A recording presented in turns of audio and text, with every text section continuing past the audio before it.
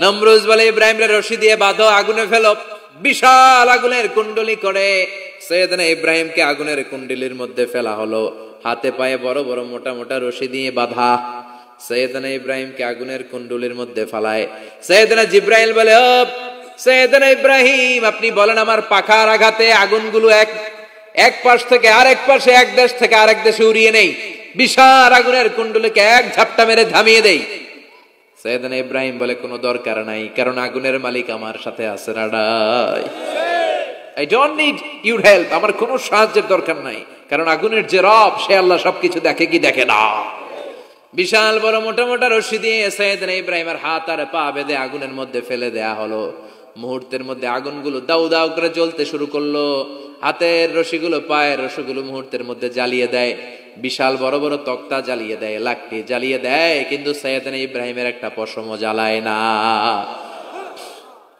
আজও যদি তোমাদের মাঝে কেউ ইব্রাহিমের মতো ঈমান আনিতে পারো, অগ্নিকেও পুষ্প বলে পরিণত করিতে পারো, ঠিক কিনা? মুসার মতো ঈমান হলে রাস্তা হবে সাগর জলে, ইউসুফের মতো ঈমান হলে একে একে দরজা খুলে। নবী ইব্রাহিমের মতন ঈমান যদি আজও থাকে বিদ্যমান, অগ্নিকুণ্ডে দেখতে পাবে খুবসুরত এক ফুল বাগান। সুবহানাল্লাহ পড়েন। আল্লাহ বলেন, কুলনা ইয়া নারু কুনি বারদান ওয়া সালামান আলা ইব্রাহিম।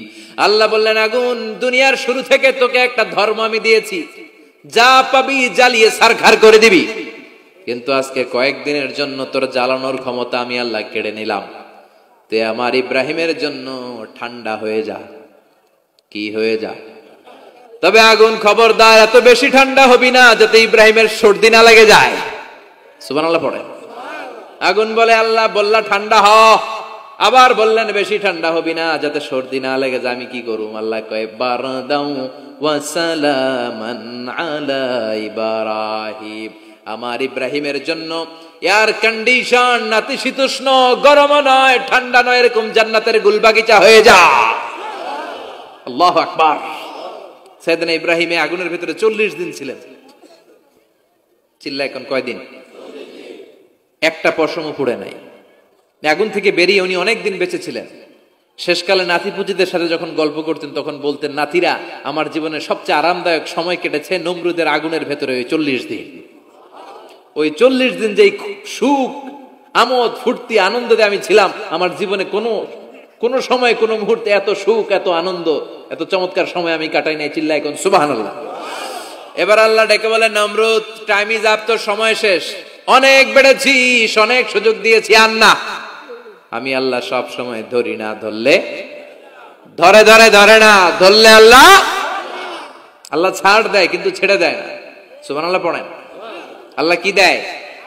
ছেড়ে দেয় না। আল্লাহ বলে, নমরুদ, এবার তোর শাস্তির পালা।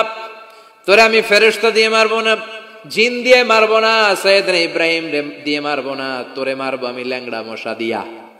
সুবহানাল্লাহ পড়ে। আল্লাহর বাহিনী, বাউদা জুনদুম মিন জুনুদুল্লাহ, এই মশাগুলো কিন্তু আল্লাহর সৈনিক। এই বাতাস আল্লাহর সৈনিক। 50 আর 70 কিলোমিটার বেগে যদি একটা বাতাস বয়, সব শেষ হয়ে যাবে, ঠিক কিনা? এই জলোচ্ছ্বাস গুলো আল্লাহর সৈনিক, এই ভূমিকম্প আল্লাহর সৈনিক। ছোট্ট একটা ল্যাংড়া মশা নমরুদের নাকের ভিতরে দিয়ে ঢুকে কামড়াতে শুরু করছে।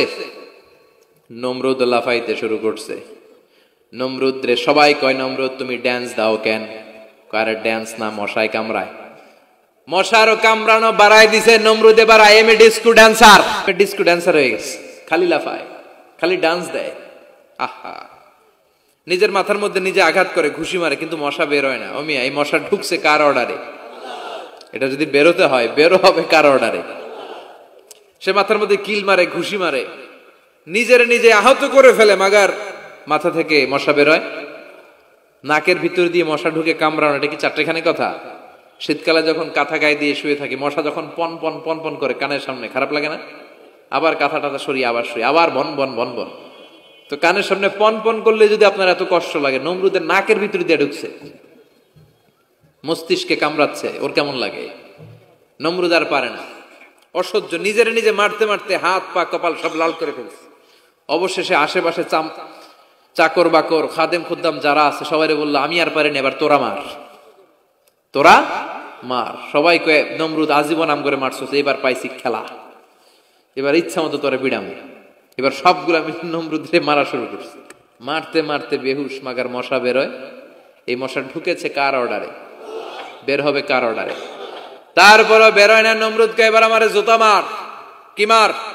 এখন আমরা পরি প্লাস্টিকের জুতা, চামড়ার জুতা, তখন পড়তো খরমের জুতা, কাঠের জুতা। খরমের জুতা, চামড়ার জুতা। খরমের জুতা বানায় কি দিয়া? কথা কন, চিনেন? এবার ক্যামেরা জুতা মার। সবাই এবার কাঠের জুতা লইছে, ইচ্ছা মতো পিটান শুরু। পিটাইতে পিটাইতে ওর মাথা ফাটিয়ে রক্তাক্ত করে শেষ। নমরুদের খেলা শেষ। নমরুদের খেলা যখন শেষ, আল্লাহর সৈনিক ওই ল্যাংড়া মশা নাক থেকে বের হয়ে শূন্যে উড়াল দিয়েছে। চিল্লায় পড়েন আল্লাহু আকবার। পৃথিবীতে কেউ তো স্থায়ী হয় না, হোক না সে ফেরাউন কিবা নমরুদ। কেউ ভাবে চিরদিন রয় না, কেউ ভাবে চিরকাল রয় না। পৃথিবীতে কেউ তো স্থায়ী হয় না, হোক না সে ফেরাউন কিবা নমরুদ। কেউ ভাবে চিরদিন রয় না। চিল্লায় বলেন ঠিক কিনা? নমরুদ আজীবন থাকতে পারছে? ওর ক্ষমতা, ওর দাপট, ওর জুলুম, ওর অত্যাচার, ওর শেষ রক্ষা করতে পেরেছে? কথা কন। ফেরাউন রে ফেরাউনের দাপট আর ক্ষমতা বাঁচাতে পেরেছে? এখনো যারা দাপট দেখায়, জুলুমবাজ, এদের ক্ষমতা দাপট এদেরকে বাঁচাতে পারবে না। বাঁচানোর মালিক একজন। চিল্লায় বলো, যিনি কে? এজন্য আল্লাহ ডেকে বলে, গোলাম ইব্রাহিমের জীবনেতে তোমাদের জন্য শিক্ষা আছে, শিক্ষা আছে ইব্রাহিমের জীবনের জন্য। ও নবী, আমি এই কিতাবকে আপনার কাছে পাঠিয়েছি অন্ধকারচ্ছন্ন মানুষগুলোকে অন্ধকার থেকে আলোর দিকে নিয়ে যেতে। এই কোরআনের ভেতরে আলো আছে না নাই? সবকিছুর সমাধান আছে না নাই? সমাধান চাও যদি জীবনে, মরণে ফিরে যাও, খুঁজে নাও, চোখ রাখো কোরআনে। সুবহানাল্লাহ পড়েন। চোখ রাখবেন কোথায়? নাকি মোবাইলে, না টিভিতে, না এটিএন বাংলার পর্দায়? আসিতেছে আগামী শুক্রবার রঙিন পর্দায়। চোখ রাখুন এটিএন বাংলায়। এটিএন বাংলায় চোখ রাখবেন? কই রাখবেন? সমাধান চাও যদি জীবনে, মরণে ফিরে যাও, খুঁজে নাও, চোখ রাখো কোরআনে। ঠিক কিনা? If you want the solution this dunya and akhirah, go back, have a look to the holy Quran. সুবহানাল্লাহ পড়েন। কি নবী আল্লাহ বানালেন, ওই নবীর নামে আল্লাহ একটা সূরা দিলেন। আবার আল্লাহ বললেন, ও দুনিয়ার মুসলমানেরা শোনো, তোমাদেরকে মুসলমান বলে নাম করেছে সাইয়েদনা ইব্রাহিম। ঠিক কিনা? আবার এই নবী সাধারণ কোন নবী নয়, এই নবী হলো তোমাদের জাতির পিতা। আমাগো জাতির পিতা কেডা? কথা কন আরো জোরে, সবাই মিলে বলেন, মিল্লাতা আবিকুম ইব্রাহিম হুয়া সাম্মাকুমুল মুসলিমিন। মিল্লাতা আবিকুম ইব্রাহিম, তোমাদের জাতির পিতার নাম, আমাদের জাতির পিতার নাম ওয়া সাম্মাকুমুল মুসলিমিন, তিনিই তোমাদেরকে মুসলমান নামকরণ করেছে। আবার আল্লাহ বললেন, আসলিম ইব্রাহিম, তুমি সবাইরে মুসলমান বানাও, আগে নিজে মুসলমান হও। আসলিম ক্বালা আসলামতু লিরাব্বিল, ও ইব্রাহিম তুমি মুসলমান হও। বলার সাথে সাথে ইব্রাহিম বলে, আল্লাহ দেরি নাই, আমি মুসলমান হয়ে গেলাম। ইহুদিরা দাবি করতো সাইয়েদনা ইব্রাহিম নাকি ইহুদি, নাউজুবিল্লাহ পড়বেন না? খ্রিস্টানরা দাবি করতো সাইয়েদনা ইব্রাহিম নাকি খ্রিস্টান। আল্লাহ বলে, মা কানা ইব্রাহিম ইয়াহুদিয়াও ওয়ালা নাসরানিয়াও ওয়ালাকিন কানা হানিফাম মুসলিমা। আল্লাহ বলে, আমার ইব্রাহিম ইহুদি নয়, আমার ইব্রাহিম খ্রিস্টান নয়, আমার ইব্রাহিম পাক্কা মুসলমান। হানিফান মুসলিমা, পাক্কা মুসলমান, ওনার ইসলামে কোনো সন্দেহ। এজন্য আল্লাহ খুশি হয়, ওনার একটা উপাধি দিলেন। উপাধিটা হলো লা হালিম। ইন্না ইব্রাহিম লা হালিমুন আওয়াহুম মুনিব। আমার ইব্রাহিম সহনশীল, আমার ইব্রাহিম ভদ্র, সুবহানাল্লাহ বলেন। আমাদের বাংলাদেশে আমাদের মুসলমানদের মধ্যে এটা সবচেয়ে বড়